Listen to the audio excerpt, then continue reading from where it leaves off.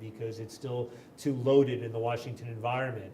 I think the other thing that's happened is that the United States, after 100 years of leading the global war on drugs, has essentially handed off the baton to the Russians.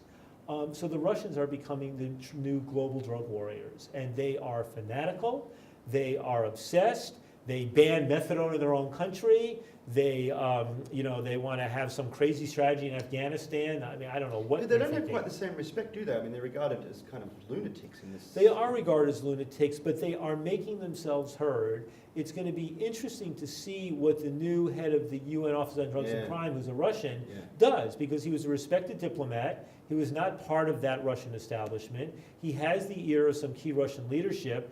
I think if people see a silver lining, it will be that he will be forced to echo back to his own government that there's a changing global consensus around this, and that old hardline position, when Malaysia, Indonesia, Vietnam, China, and Iran are all embracing needle exchange and methadone maintenance programs, Russia, maybe it's time for them to get on board.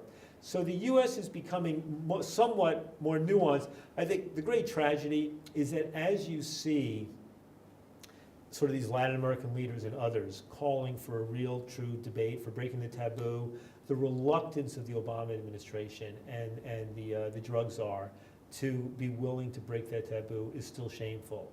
There's going to come a moment in the middle of 2011 when a new global commission of distinguished leaders, not just from Latin America, will issue another major report. And I think that's going to create a moment where the Obama administration is going to figure out, what do they do then? If they have the political courage and the kind of it's going to be it's going to be a calculation. It's going to be less about courage and more about, does opening this up, and given that this thing will be bipartisan, does allowing this discussion to open up hurt them more than it helps them or not?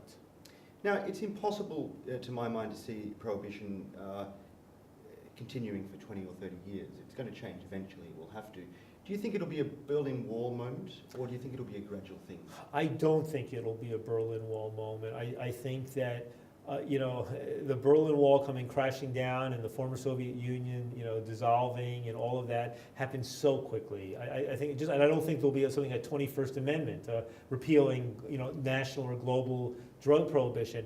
I think we built up these laws over 100 years in international and national and local laws. They're deeply embedded in our cultures around the world. There are some parts of society, of the international world, that have no interest in reform whatsoever. I really do see this as a multi-generational struggle. And so I hesitate even to say 20 or 30 years. I mean, I look at the women's rights struggle, which first declared the Seneca Falls in America, 1840s, about the fundamental equality of men and women, and that was a wildly radical idea. And it took generations. And civil rights, took generations.